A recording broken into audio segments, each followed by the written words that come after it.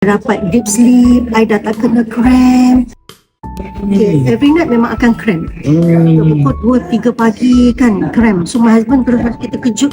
What happened? I beli kaki cramp, tolong picit-picit kan. So I kata I try one day, I beli socks saja. So one day I pakai dalam 15 minit I dah rasa macam panas.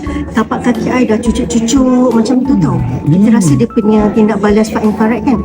So malam pertama I pakai, I'm amazingly lah, I macam thank God I dapat deep sleep, I dah tak kena cramp. Memang deep sleep betul tau. Orang Melayu selalu kena bangun subuh awal tau, 5:30. Betul.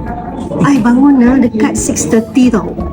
Yo, I memang tak sedar tau. Alarm memang buat alarm tapi I tak sedar alarm macam tak ada bunyi, macam sayup-sayup, macam bunyi muzik saja tau. So I kata okey lah, mungkin coincident ke. Second night, third night I dapat manfaat yang sama. Kaki I dah tak kena cramp.